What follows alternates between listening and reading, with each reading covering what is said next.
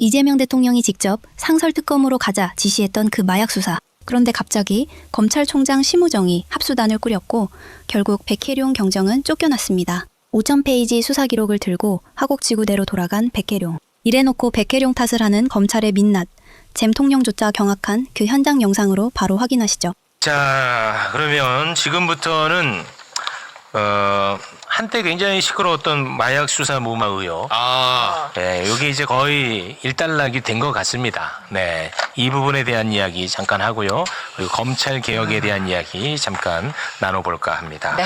먼저 마약 수사 무마 의혹에 대해서 굉장히 그동안에 관심을 많이 가졌던 무소속의 최혁진 의원님 박수로 모시겠습니다. 네, 안녕하세요. 반갑습니다. 네. 안녕하세요. 금요일에 너무 짧게 모셔가지고 주말 내내 제가 죄송했습니다. 일부러 또 저 임팩트 있게 해주시려고 짧게 하셨다는 것도 제가 잘 알고 있습니다. 네. 긍정적이십니다. 고맙습니다. 예, 예. 네.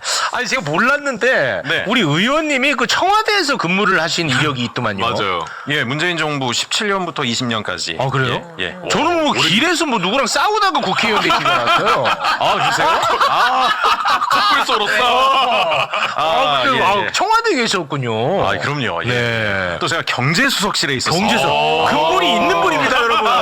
근본 있는 분이야. 개념 의원입니다. 무슨 개념 동네 의원. 건달 예. 아닙니다, 여러분. 예. 근본이 있는 분입니다. 아니, 동네 건달. 또 그런 농담까지 또. 경제수석실 얘기하시기 전에 청와대 얘기하니까 어디 청와대에서 셰프 하셨었냐고. 경제수석실. 예, 고맙습니다. 자, 그리고 이분 또한 역시 금요일에 잠깐만 저희가 모셔서 주말 내내 죄송했습니다. 정의규현, 김규현 변호사 박수로 모시겠습니다. 네. 그러니까 뭐 비난받는 거를 월요일로 늦춰주시려고 또 왜 비난해요? 다양한 의견을 우리가 수렴합니다. 예. 다양한 의견. 알겠습니다. 네, 좋습니다. 자, 먼저 그 마약 수사 무마 의혹 관련해 가지고 짧게 좀 이야기를 다뤄보도록 하겠습니다. 백혜룡 경정의 동부지검 파견. 요거 해제됐어요. 네. 예, 그래서 강서경찰서 화곡지구대장으로 다시 돌아갔습니다. 그런데 돌아가면서 백희룡 경정이 입장을 밝힌 게 있는데 그 부분 잠깐 영상으로 보고 오겠습니다. 이 파견 명령 자체가 기획된 음모였습니다. 백혜룡을 동부지검 합수단에 끌어들여서 백혜룡이 있는 상태에서 이 사건이 실체가 없다고 종결을 하려는 그런 의도하에서 기획된 음모였습니다.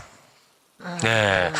이로써 이제 그 백혜룡 수사팀 5명으로 구성되어 있는 수사팀이 있지 않았습니까? 네. 이 수사팀은 이제 다 나가고 신규 수사관 5명을 공모 방식으로 다시 선발을 한다고 합니다. 네.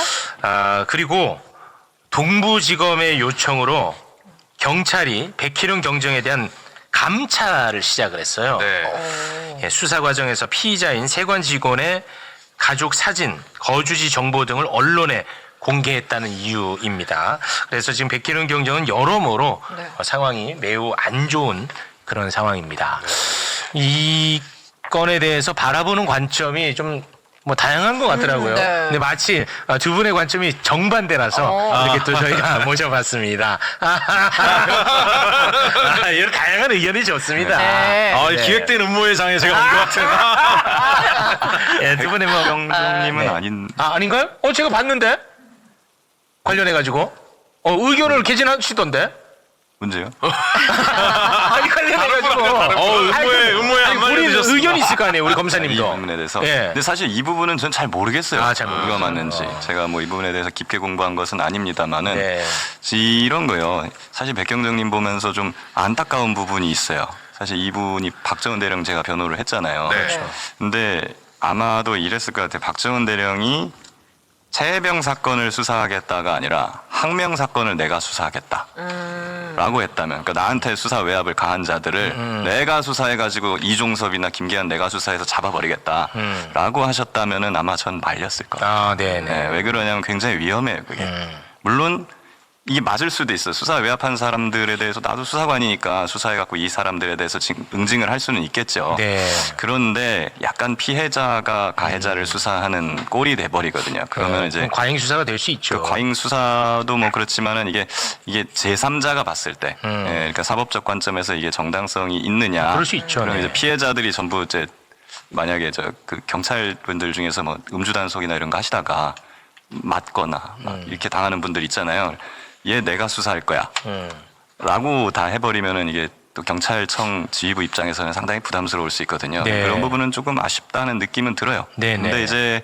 근데 이제 지금 와가지고서는 많은 분들이 이 진실이 뭔지를 굉장히 궁금해하시는 거거든요.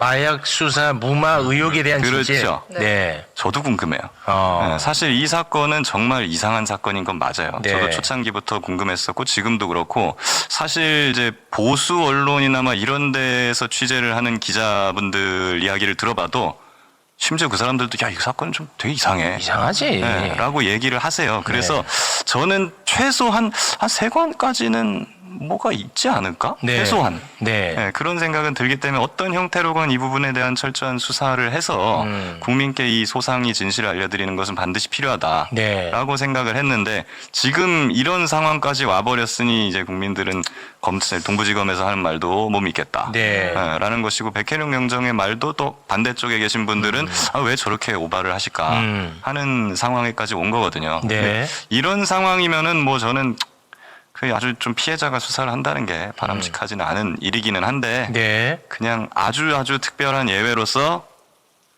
이제 백혜령 경장한테 권한을 주고 수사팀도 뭐 충분히 원하는 대로 꾸릴 수 있게 하고 그럼 수사를 한번 해보게 하는 것도 그게 거의 지금 남은 유일한 방법이 아닌가 싶어요. 그거는 거의 끝난 방안 아니에요, 지금은? 근데 지금 와가지고서 이거를 풀 수 있는 방법이 과연 뭐가 있겠느냐. 검사님이 말씀하신 그 방안은 이미 제가 볼 때는 끝난 것 같은데. 그렇죠. 근데 이제 뭐 파견 해제되면서 그 부분에 대한 것은 이제 제가 볼 때 그렇죠. 재논의되기가 근데 어렵습니다. 그 외에 어떤 방법이 있을까 저는 뭐 잘 모르겠어요. 이 부분에 대해서는. 뭐 최혁진 의원님께서 그거는 한번 네, 결국은 이제 동부지검 그 얘기해 주시면은. 수사팀이 이거를 이제 최종 수사 결과를 발표할 텐데 언젠가는 그렇지 않겠습니까?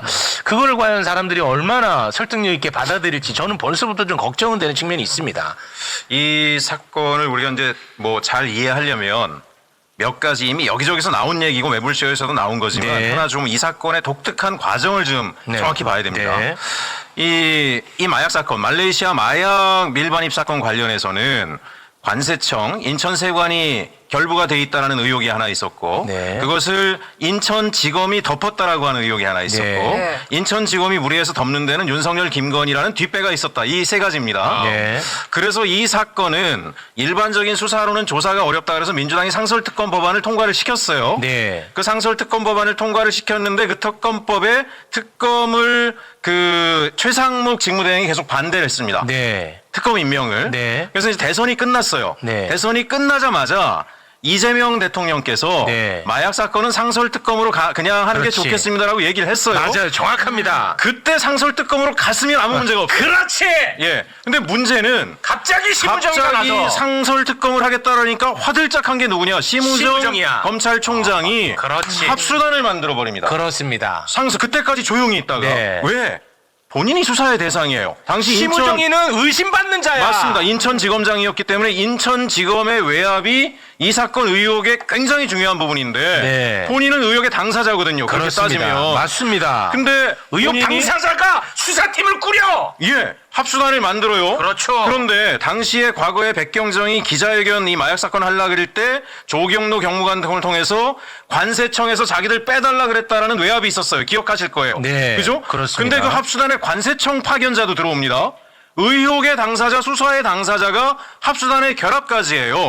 그럼 당시 민주당에서 이거를 합수단 이거를 굉장히 문제 제기를 하고 뭔 얘기야? 대통령도 상설특검 가자라고 했는데 그냥 가면 돼. 가면 돼. 그렇게 했으면 문제가 해결됐는데 그렇죠. 일단 합수단으로 하겠다니 합수단의 경과를 봅시다 한 거예요. 맞아. 자, 여기서 또 한 가지 우리가 중요한 걸 봐야 됩니다. 맞아. 또 한 가지 중요한 거. 다 생각난다. 백혜룡 경정이 음모에 빠진 것 같다. 기획된 음모에 빠진 것 같다 그랬더니 갑자기 일부 언론이 이재명 대통령을 겨냥했다 이렇게 기사를 막 냅니다. 기획되는 거. 왜? 이재명 대통령께서 그때 백혜련 경정도 수사팀에 포함하라고 네. 10월 12일 날 이야기를 했어요. 네. 10월 12일 날. 네. 그러면 기획된 음모의 당사자는 이재명 대통령인 거고 이재명 대통령을 이제 겨냥했다, 선 넘었다 이러면서 막 프레임을 짰어요. 그러나 국정감사 때 저희가 또 다 확인하지 않았습니까? 네. 아니에요. 10월 12일 날 대통령이 말씀하시기 전에 10월 10일 날 노만성이 국감장에서 자신도 멍해가지고 얼떨결에 진실을 다 얘기해버렸어요. 대통령이 그 말씀을 하기 전에 10월 10일 날 내가 이문정 검사장에게 전화해서 백혜련 경정을 합수단에 데려다 놓으라고 얘기한 건 본인이라고 이야기를 했습니다. 이문정 검사장도 거기에 확인이 돼 있어요. 무슨 얘기냐.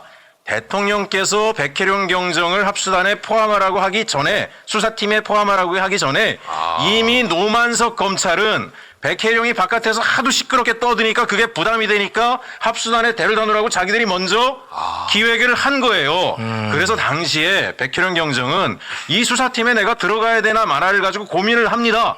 그런데 대통령께서 말씀을 그 이후에 하셨기 때문에 안 가면 대통령의 명을 거역하는 모양새가 될 것 같아서 가도 내가 일하기가 어려울 텐데 어쩔 수 없이 가야 되네 하고 간 거예요.